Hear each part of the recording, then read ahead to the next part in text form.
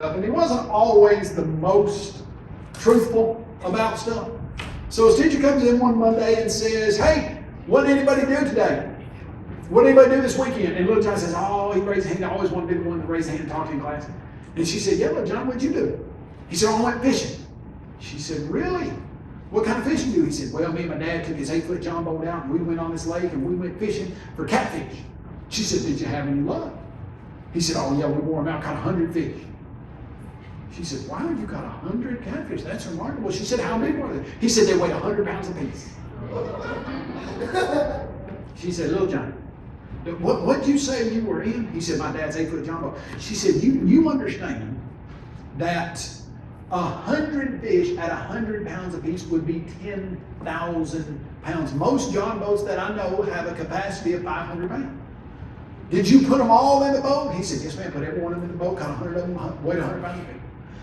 She said, "Johnny, you are making that up. That is not true. That could not have been." Whatever, that's what happened. That's what we did.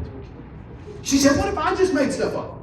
Like I'm on my way to school, driving my little Toyota Prius, and all of a sudden this big 10-foot tall grizzly bear comes out of the woods, gets in front of my Prius, starts shaking it back and forth. It's about to come around the door, but this little 2-pound chihuahua comes from the other side, jumps up, grabs him on the nose, flips him over, beats him up, and chases him off. Would you believe that?"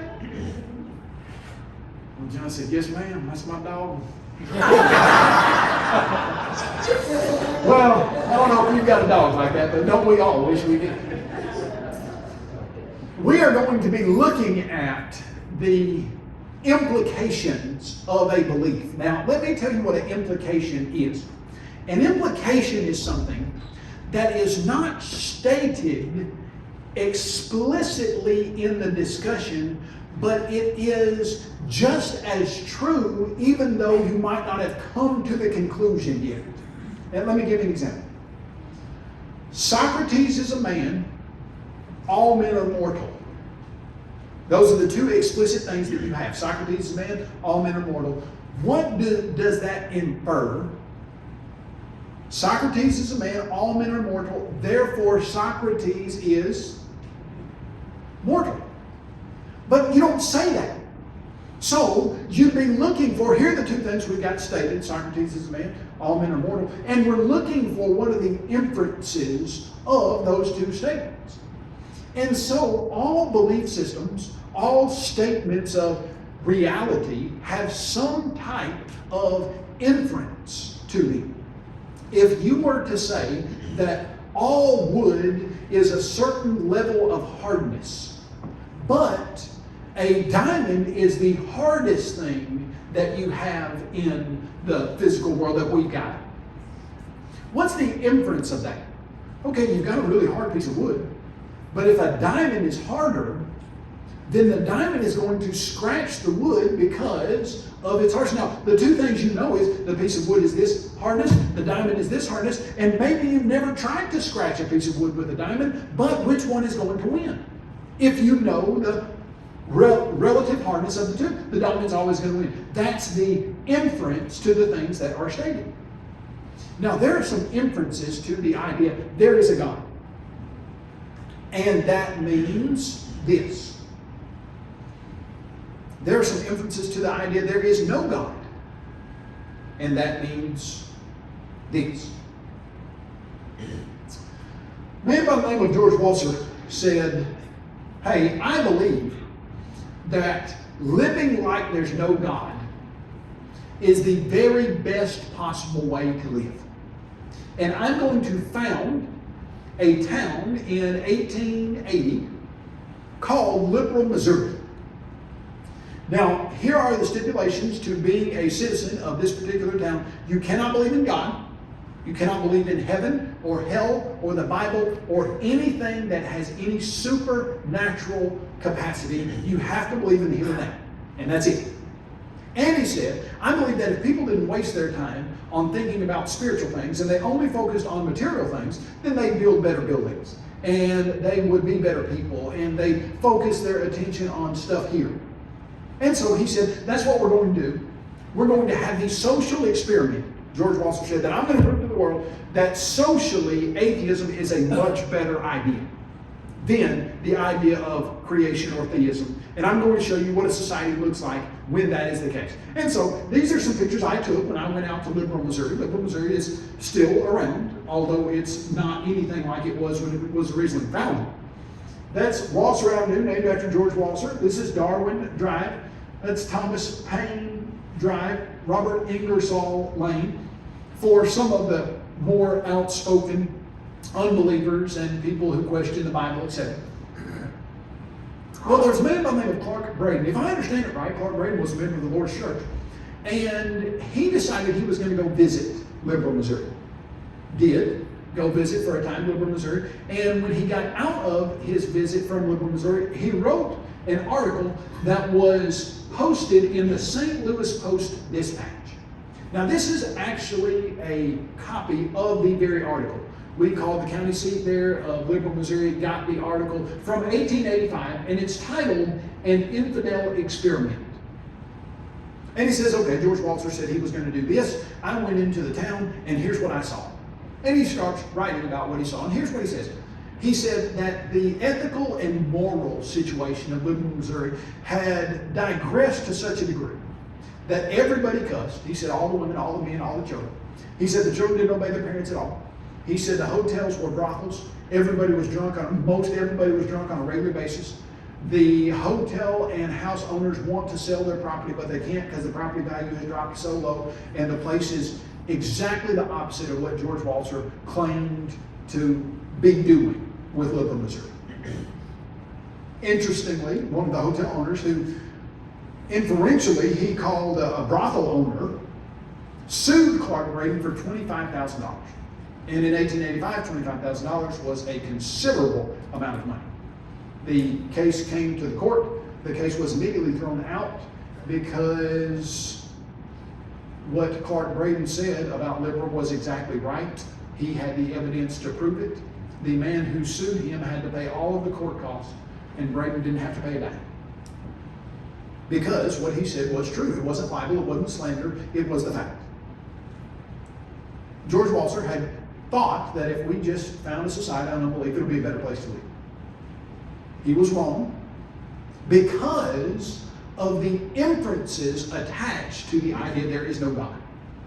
Now, George Walser later ran into the teachings of Jesus Christ and realized I was wrong about any of that. He started studying the teachings of Christ, and what was interesting about that is when you go to Liberal, Missouri, the cemetery situation is so odd. It's the oddest I've ever seen. That all of the graves are in a big circle. And in the center of the circle is an empty spot that George Walser was going to be buried in. But when he later realized his experiment was an abject failure, he said, I don't want to be buried there with a bunch of those unbelievers, because when the Lord comes again, things are not, I want to be buried somewhere else. And so he was buried in Lamar, Missouri, which is about 45 miles outside of Liberal, Missouri, and changed absolutely the way he lived his life. And here's what you find out. When you look at this idea of unbelief and compare it to the idea of the existence of God, you ask this simple question. What if people really behaved like they believed Jesus Christ was God in the flesh and was telling them what God wanted them to do? What if people really did that? What if people really did to other people what they want done to them? What if people really did love others as brothers and sisters and understood and believed that there is no superiority to any race or ethnic group or gender? What if people really did have this mind which was also in Christ Jesus, who being in the form of God did not consider it something to be held on to be equal with God, but emptied himself?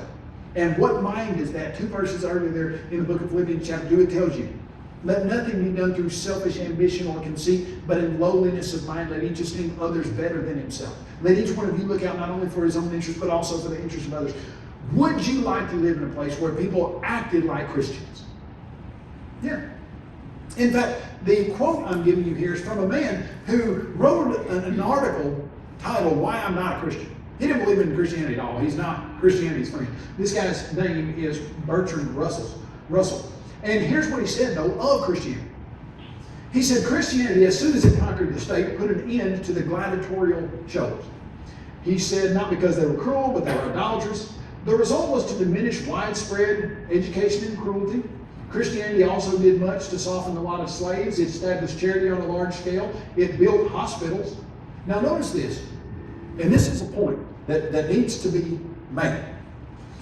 Although Christians failed lamentably in Christian charity, the ideal remained alive, and in every age inspired some notable saints. In a new form, it passed over modern liberalism and remains the inspiration behind much that is most hopeful in our somber world. He said, a lot of Christians said they were Christians, didn't act like it.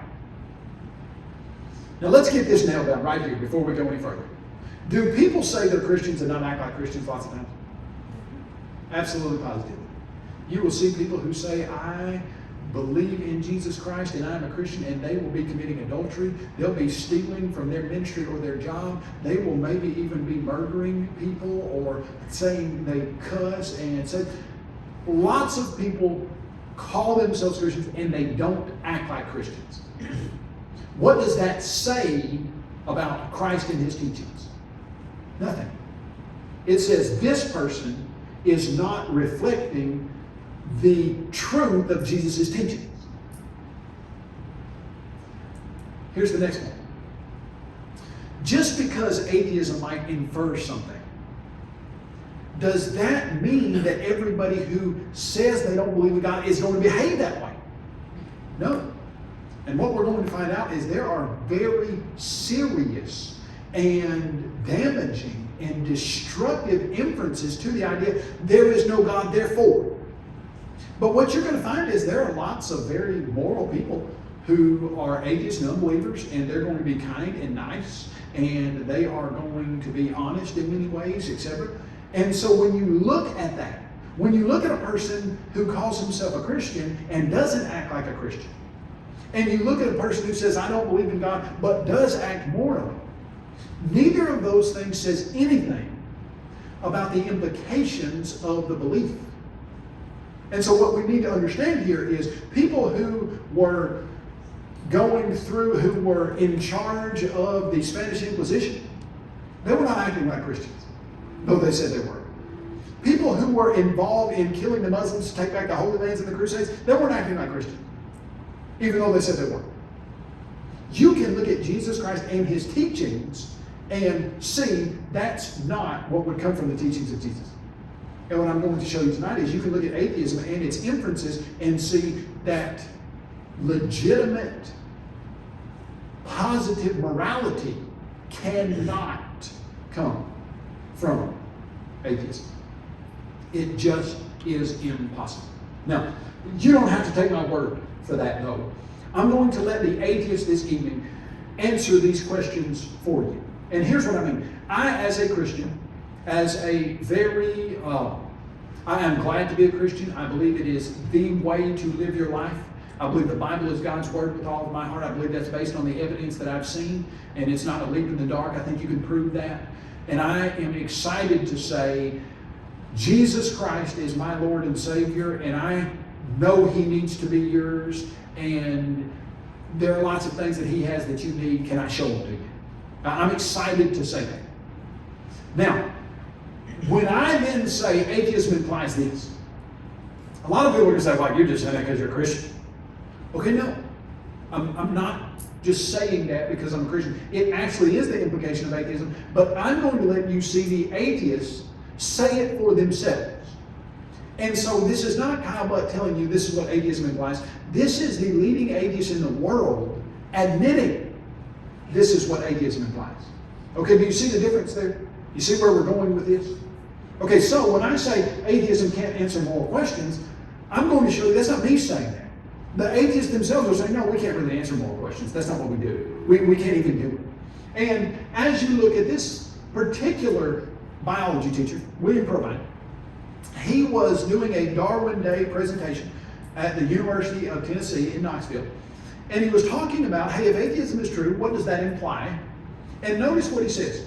Naturalistic evolution has clear consequences, I would call those implications, that Charles Darwin understood perfectly. No gods worth having exist. No life after death exists. No ultimate foundation for ethics exists. No meaning for life. No human free will. Now I have lectures on all of these. The meaning of life, the despair of atheism, and the human free will. Those are interesting studies. But what we're going to be dealing with right here is this idea, no ultimate foundation for ethics exists. Now ethics is the discussion of what you should morally do. And according to William Probine, who was one of the leading atheistic speakers at the time, he said, if you don't believe in God and you believe that you evolved from primordial slime over millions of years, then you can't really even answer a question, what should I do, what shouldn't I do? That's not even the question. Because evolution cannot help you with that, because evolution doesn't give you a foundation. Atheistic evolution doesn't give you a foundation to say, this is right, this is wrong. Okay, well, what would that look like then? Well, we're going to see. Charles Darwin, in his autobiography, here's what he says. A man who has no assured and ever-present belief in the existence of a personal God or of future existence with retribution and reward can have, for his rule of life, as far as I can see, only to follow those impulses and instincts which are the strongest or which seem the best to him. Okay, it says Charles Darwin, who was the father of what we would understand to be evolution, said, all I know, based on what I understand about evolution, if we evolved from primordial slime over millions and millions of years, then the only way you can make decisions is whatever you feel like doing or whatever impulses drive you to do something. Okay, so you asked a simple question years ago. There was a guy down in Montgomery, Alabama. His wife called him, asked him to pick up some milk and bread on the way home. He picked up some milk and bread. There were two people outside of the Walmart where he was. They wanted his truck. So he walked out, they shot him, killed him dead, stole his truck. According to Darwin, why would those people do that? Did they do something morally wrong? Well, they just followed the instincts and impulses that seemed the best to them at the time.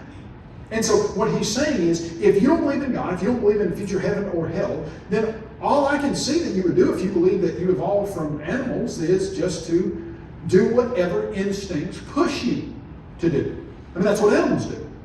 The lion chases the antelope because his instincts tell him to. The gorilla does this because his instincts tell him to. And if that's what you are, just a higher animal, then whatever your instincts tell you to do, then that's all I know to say how you could make any type of decision about how you should or should not behave. Now, other atheists take it even further.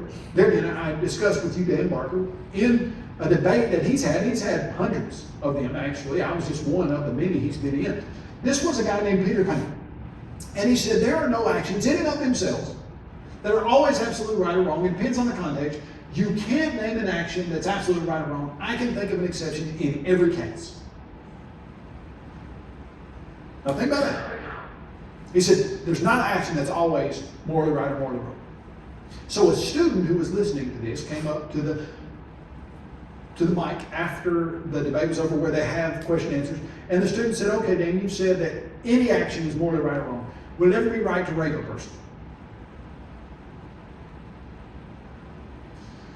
Barker said, well, some of this stuff is so kind of outlandish, you would never be in the situation, but yes, there's a point in time where it would, if aliens came down and said, we're going to kill all of humanity unless you do that to one girl over here, then yes, it would be your moral obligation to do that to save all of humanity. Okay, now I knew he said that, and that's as far as that discussion went. So in my debate then, I stood up with him and I said, Dan, you made this statement, do you still believe it? He said, yeah. I said, you said it would be moral to do this to one person, what about two? He said, yeah. I said, well, what about 200? He said, yeah. I said, what about 2,000? He said, yeah. I said, what about 2 million? You see where they go? Okay, so whatever action you were doing that would be morally wrong from a standpoint of if there's a God, then this would be morally wrong. From the atheistic evolutionary standpoint, as long as you're saving humanity physically, well, that means you could kill or do whatever terrible thing you wanted to 49% of the population, as long as you save 51 of them. And so I said, dude, so you're saying, now, naively, I thought as a, this was back in 2009, so this was when I was 14. I thought, okay, I was a little older than that. I thought, if I can get him to say this in public, that's game over. If he says yes, and he literally said it would be my moral obligation to do that. I'd hate myself, I would probably kill myself, but I would be doing what's my moral obligation. I thought, okay, game over, we just finished. People who connect to this idea of unbelief and evolution and atheism, they will realize this is the implication and they will want nothing to do with it. And he said, well, I would do it because it would be saving humanity. And I said, so basically, okay, so saving humanity, that would be the reason, that'd be the ethical reason why you do it. He said, yeah, it'd be saving humanity. So I pulled out a card from a quote from one of the Nazi doctors who was involved in killing thousands of Jews, and the Nazi doctor said, I did this because I thought it would help and save humanity. And I said, Dan, do you think he's ethical? And he said, well, no, he wouldn't be, but I would be. You see the problem with that? The problem is that if there's no God and there's no standard for what actually is ethical or right, then what you think is just as ethical as what I think. And if what you think is punching people in the nose gets your life into a better situation than you are now, and I think being kind to another person gets your life in a better situation than it is right now, well then, hey, just follow the instincts and impulse which seem best to you, because atheistic, materialistic evolution can't answer these questions. Okay, that's not me saying that. Dan Barker said that in public to thousands of people, that it will be his moral obligation. Continue with me. Where would you get the idea that it would be all right to kill unborn children? I don't know what happened to our country in 1973, where reasonable people in so many other areas of their life would state that an unborn child is not a person. We know better than that. Scientifically, we know better than that. Sociologically, we know better than that. Because when a person in this country kills a pregnant lady, they are charged with 2 counts of murder. Now, how is it you're charged with 2 counts of murder if the unborn child is not a person? Well, there's absolutely no way you can come to the conclusion that it would be all right to kill an unborn child from a God Bible standpoint. You can't do it, and here's why. Because God states emphatically in the beginning, in Genesis chapter 1, 25, 26 and following, he says, let us make man in our own image and in our likeness. And so he created them male and female in his own image. And that word man means mankind or humankind. And he specifically makes sure everybody understands that when he says, and he created them male and female. And then in chapter 9, after the flood, he says to Noah, you can eat any animal out there. Eat all the animals you want, but do not kill another human. Because humans are made in the likeness of man, the likeness of God. Humans, mankind is made in the likeness of God, and they are different from all animals. They're not on the same level. They're absolutely in a different category. Now, where in the world do you get the idea that it would be all right to kill unborn human babies? You can never get it from the idea that there is a God and that humans are made in his image. You are murdering a person in direct violation to God's commandments. I find it so very disturbing that several years ago, when those terrorists flew those planes into the Twin Towers in New York, that day they killed about 2,700 people. Truly a day that will live in infamy. You know what doctors did that day? They literally ripped apart poisoned or burned to death with saline solution 2,700 babies. You know what they did the next day? 2,700 of them. We've been killing 3,000 babies on average every single day. You remember when George W. Bush got on international news and said, we were just struck by terrorists and they killed almost 3,000 of our citizens, and we will hunt them down and bring them to justice. We will not let this happen. Where was the speech for the unborn children that day?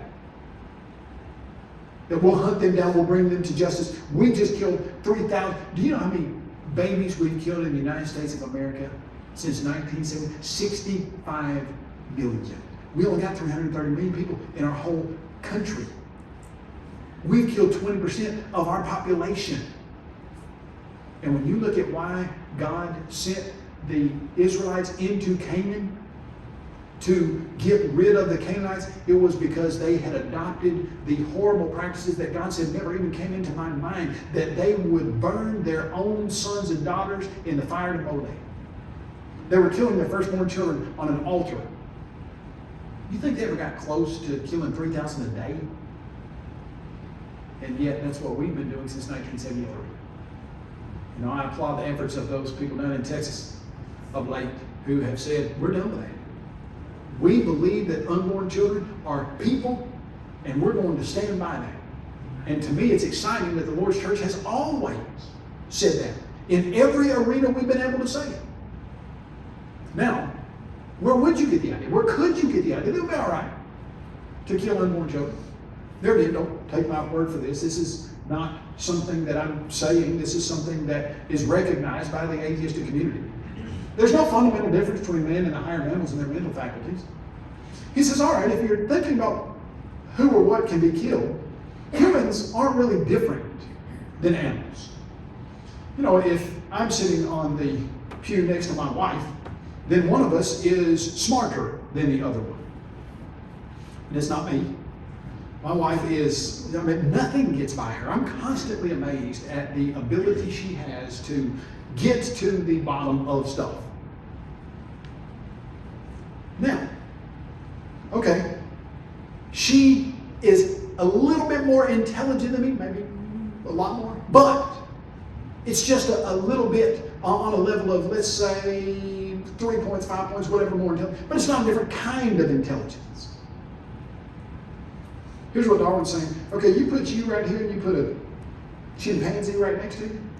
Chimpanzee's not as smart as you, but the same kind of intelligence. You're the same kind of being. He just happens to have a lower IQ than you've got. And so there's no fundamental difference. It's just a gradation of ability, of intellectual ability. There's no difference between you and the animal. Among some animal species, infant killing appears to be a natural practice. Barbara Burke says, could it be natural for humans too, a trait inherited from our primate ancestors? Charles Darwin noted in The Sin of Man that infanticide has been probably the most important of all checks on population growth throughout most of human history. Now listen to me. Here's why you cannot not talk about atheism and its implications. This is not a, oh, hey, I don't believe in God and I'm just like you, we're just different. No, this is, if you don't believe that there's a God, there are implications that follow from that. And the psalmist had it right. The fool said in his heart, there's no God. And then the next 3 verses say they are corrupt, they have done abominable things, there's none who does good, no, not one. Now, what that means is if you're putting into practice that belief that there's no God, then that's what follows from the belief. There is none who has done good. There is a consequence to that belief if you behave in that way. Well, what's the consequence? Well, human life takes on the same value as animal life. Keep going with me. Peter Singer, now listen, let me tell you about Peter Singer just a minute. I watched a video with Richard Dawkins, the world's foremost evolutionary atheist at the present, and Peter Singer, who is supposed to be the world's leading ethicist. Now, an ethicist is a person who tells you what is morally right and morally wrong. And Richard Dawkins says to Singer in the video, I believe you're the most moral person that I know. Okay?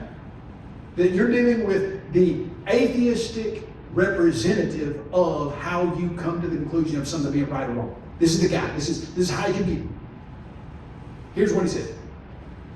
If we compare a severely defective human infant with a non-human animal, a dog or pig, for example, we will often find the non-human to have superior capacities. Only the fact that the defective infant is a member of the species Homo sapiens, what does that mean? He's a human. Only the fact that the one that's not as intelligent is a human leads it to be treated differently from the dog or pig. You know what? We've historically kept humans alive because they're human. Species membership alone, however, is not morally relevant, he says. That's not true. If humans are made in the image and likeness of God, it doesn't matter how intelligent you are. In fact, that's the exciting thing about it. You come into the world with inherent value. Did our forefathers understand this? We hold these truths to be self-evident, that all men are created equal and are endowed by their Creator with certain inalienable rights, and among those are the right to life, liberty, and the pursuit of happiness. Where do you get basic human rights? God is where you get a basic human right, a creator. Kick the creator out of the picture, and now what are you? You are the top of the chain of a long evolutionary process that has no supernatural, intelligent, moral God behind it. And guess what? If you happen not to be as valuable to society and you're not as intelligent as a German Shepherd, you now have no more value to society. And he says, if you're looking at a dog or pig, and the pig might give humankind some good bacon or some good pork chops, and the human is just going to take up space, then why in the world would you keep the human? We've said you keep him because he's a human. But from an atheistic evolutionary standpoint, that doesn't make any sense. If we can put aside the obsolete and erroneous notion of the sanctity of all human life, we might start to look at human life like it really is. Okay, guys? Not Kyle Butt talking right there. That's the world's leading atheistic ethicist who says, no, we just need to quit saying that human life is any different than anybody else.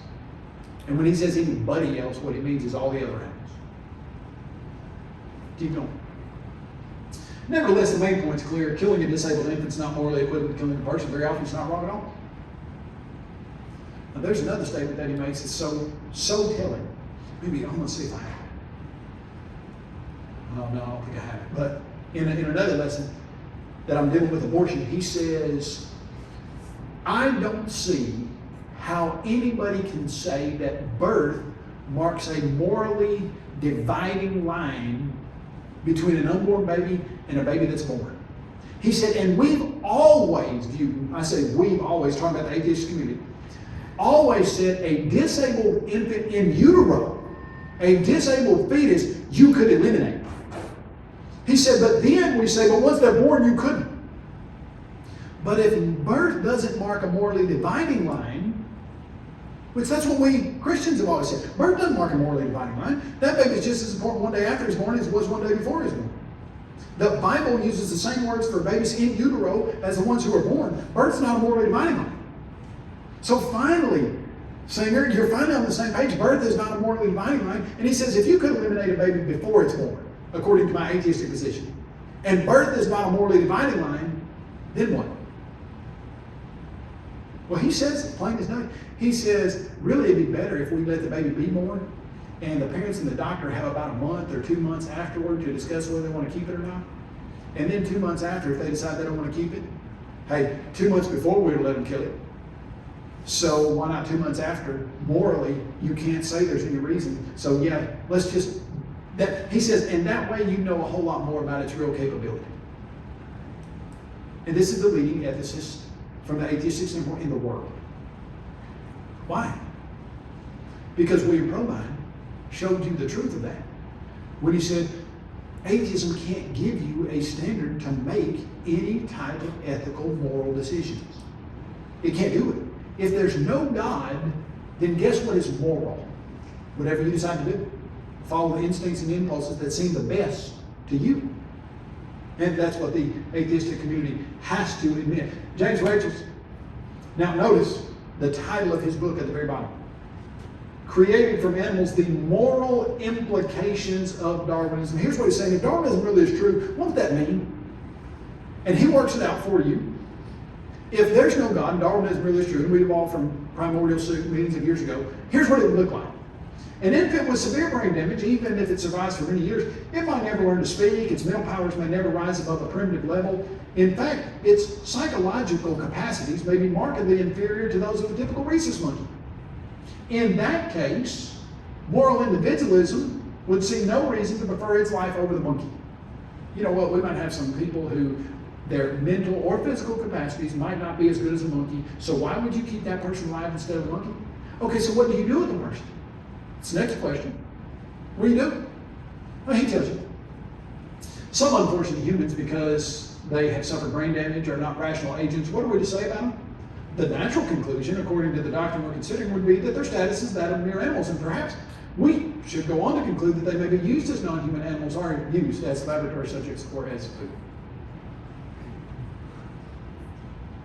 If I understand right, this man taught in one of the largest public universities in the nation. He says, you know what? If Darwinism is true, and we just evolved from animals and we're no different, and we do experiments on animals, why not on people? I'll tell you why not. Because people are made in the image and likeness of God. And in Genesis chapter 9, that's exactly what God was saying. Humans are different. Not because they're smarter, not because they're more intelligent, not because they can run faster, not because they're stronger.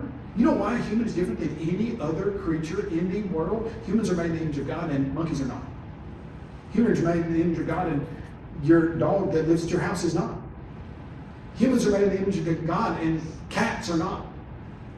Humans are made in the image of God. And you prefer a human's life because you're made in the image of God too, and God has said, you honor my image everywhere it's found. And that's why the number one commandment is love the Lord your God with all your heart, soul, mind, and strength. Number two is like it, love your neighbor as yourself. Because your neighbor is made in God's image just like you. And it doesn't matter how intelligent your neighbor is. It doesn't matter if your neighbor has been in a car accident and they have permanent brain damage and they will never again be able to carry on a conversation. That neighbor is valuable because that neighbor is made in God's image. But you kick God out of the picture and you kick out all human rights. And the atheistic evolutionary community recognizes that. It's nothing that they even deny, which is surprising to me. Eric Young in 2006, he was down in Texas. He was the Distinguished Texas Scientist of the Year. If you read the transcript of how this played out, he went up to the guy who was filming, told him not to film it. The guy shot his camera up in the rafters. Pianka stands up and says, he's a reptile scientist, he studies reptiles, and he says, humans are no better than any other organism on this planet, and humans are causing other life forms to go extinct, and we need to fix this. And the way to do it is to kill 90% of all the humans on the planet. If a person who's receiving the Distinguished Scientist of the Year award in Texas stands up in front of 400 educators who are teaching the children of the Texas school system and says we need to kill 9 out of 10 people on this planet, what should happen? Outrage, anger, someone call for the resignation of him from his post and the taking back of the award, someone standing up immediately and saying we distance ourselves from that, something. What did happen? Standing ovation. Enthusiastically clapped for this man's suggestion that we kill 90% of the world's population because we're no better than animals, according to his atheistic evolutionary proposition. That's the implication of it. Dr. Bianca's talking, and now some people said, no, that's not really what he was saying. He really wasn't saying that. Well, you get on the Facebook page and look at what the students who were there listening were saying. Notice, Dr. Bianca's talk at the TAS meeting was mostly on the problems humans are causing as we rapidly proliferate around the globe. He's a radical thinker, that one. I mean, he's basically advocating for the death of all but 10% of the current population, and at the risk of sounding just as radical, I think he's right. If you teach a kid that they are just another animal, what will they act like? Animal. I want you to listen to this statement.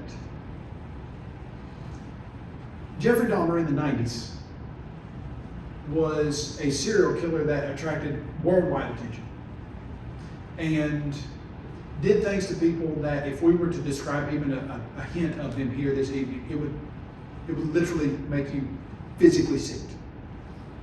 As disgusting and vile as any serial killer in the history of the world. He was convicted on 17 accounts and put in jail for 900 something odd years. Basically, he was going to be there for life. And in 95, he was in an interview with Stone Phillips. And Stone Phillips asked him, why did you think you could do this to other people? And here's what he said. He says, if a person doesn't think that there's a God to be accountable to, then what's the point of trying to modify your behavior to keep it within acceptable ranges? That's how I thought it. As the interview continued, he said, I thought that what one blob of primordial slime did to another blob of primordial slime didn't matter.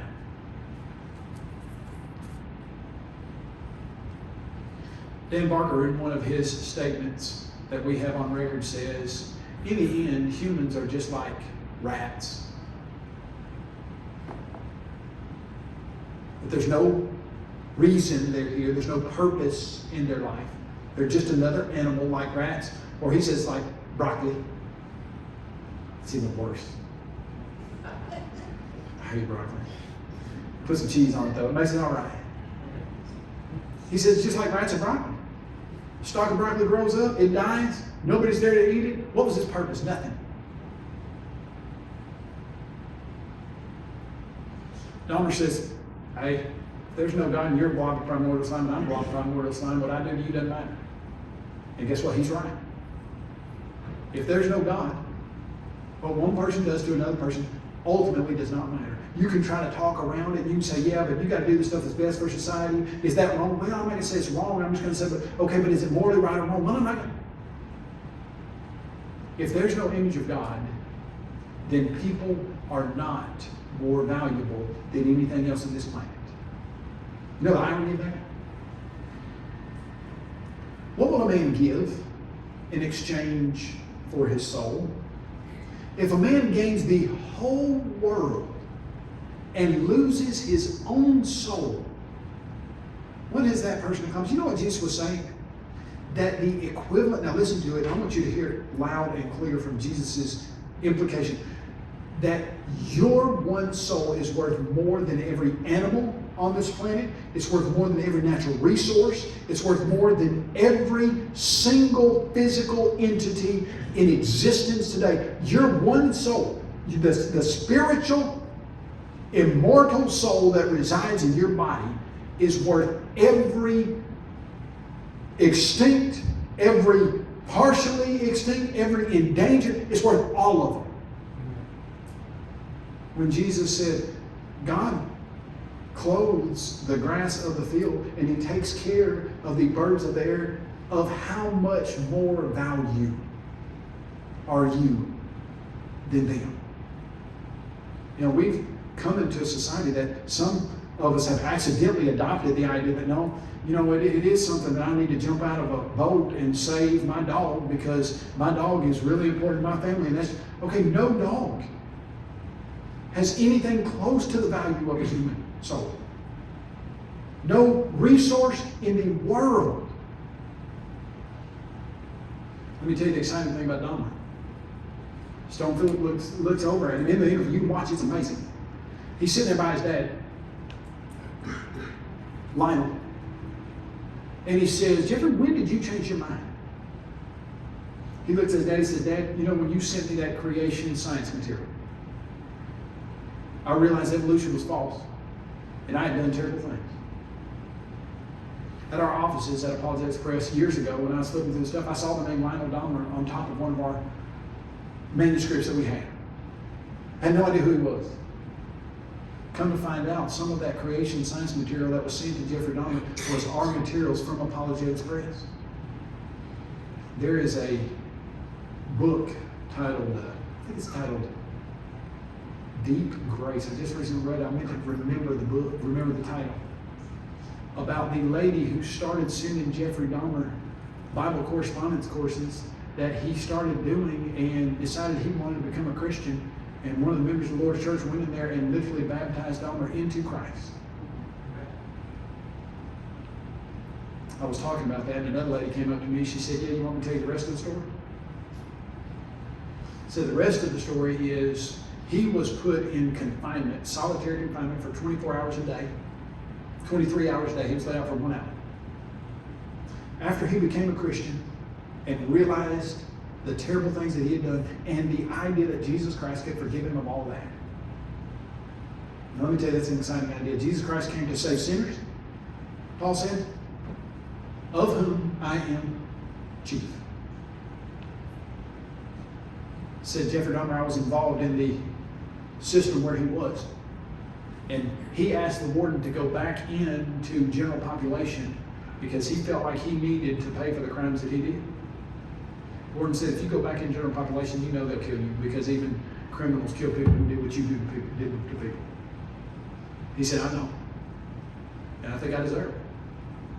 And they put him back in general population at his request. And he was beaten to death several days later, weeks, months. I think it was just a few months.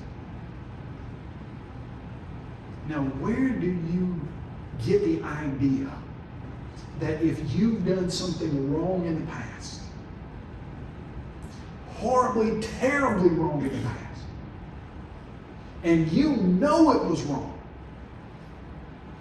where can you get from an atheistic situation forgiveness of that? Nowhere. Because atheism doesn't recognize right or wrong, except every one of us knows. Every one of us knows. We've done wrong stuff. And we know deep down there's wrong stuff that we've done and that people do. And it doesn't matter what you say about it or how you paint it. We are guilty. And there's only one place you can ever go to have the knowledge and the freedom to say, my sin is forgiven. And that is Jesus Christ, who is your creator, who made us in his image, and is the only one who has the prerogative to say your sins are forgiven. And that's why Christianity is the most exciting idea that's ever been presented to mankind, because you're made in the image of God. We ruined that image, and Jesus Christ came back and said, this is what it ought to look like, and you can have my forgiveness if you'll obey me. And atheism says, we're not even going to say you've ever done anything wrong, although every one of us knows we have.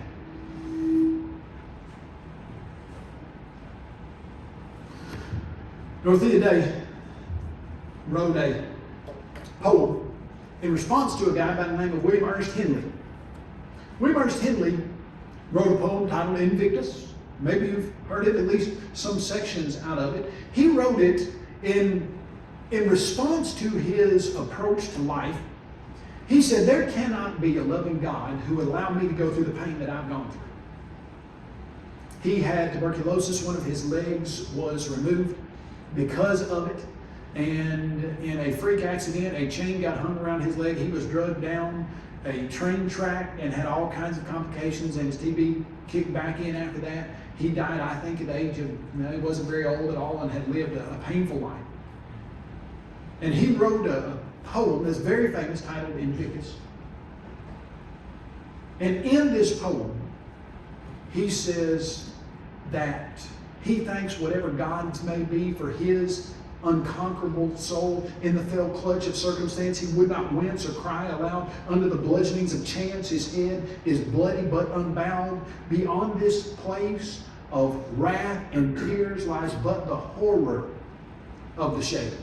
And yet the midst of the years finds and shall find me unafraid. It matters not how strait the gate, how charged with punishments the scroll. I'm the master of my fate. I'm the captain of my soul. As you listen, it matters not how strait the gate, how charged with punishments the scroll. It doesn't matter if I've done stuff that I thought was wrong. If I didn't walk in the straight gate, I'm the one determining my ultimate existence. But did you listen? Beyond this place of wrath and tears lies but the horror of the shade.